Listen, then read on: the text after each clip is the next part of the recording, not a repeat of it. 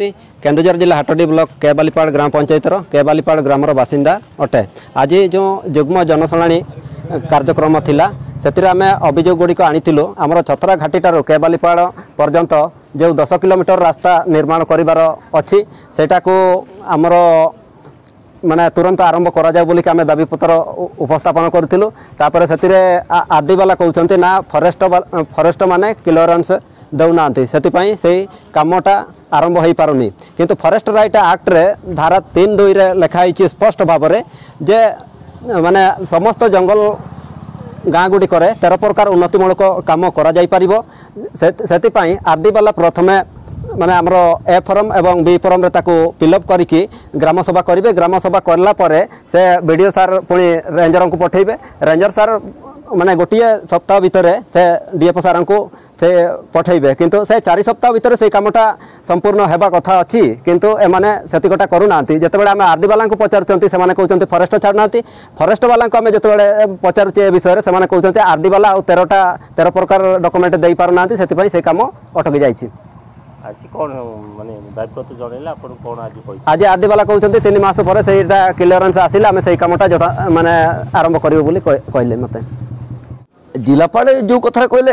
वसुंधरा योजना रे लोक मान को पट्टा दे जाई परिबो नै एई कथा जा तांकर प्रोग्राम ऑफिसर मते जस्टिफिकेशन देले किंतु एफआरए 2006 से मान को पट्टा दे जाई परिबो। तबे आपण माने को शुभ मुहूर्त को जोगी छंती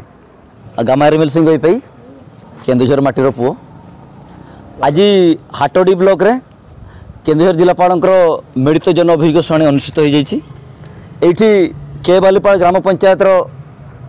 आदिवासी मैंने आसचंती से माने आज पर्यंत जो बासहराई अच्छा 1965 मसीह जितेबले हदगड़ डैम को सेठी प्रोजेक्ट करागला से समय सेटर से विस्थापन कर किंतु आज पर्यंत से न्याय मिल पारे ना। से बासहराई अच्छा सरकार समस्त बासहरा परिवार को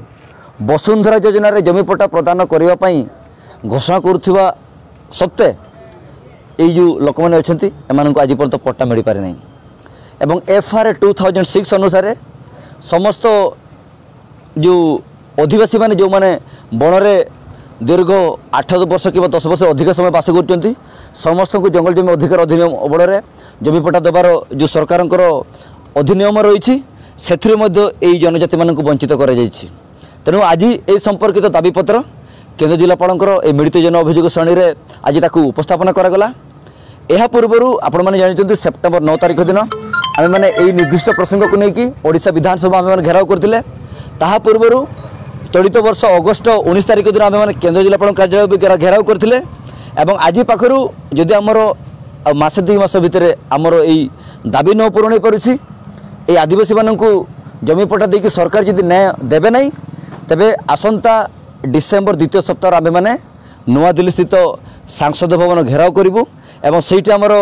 प्रिय प्रधानमंत्री नरेंद्र मोदी कहबू जे आपण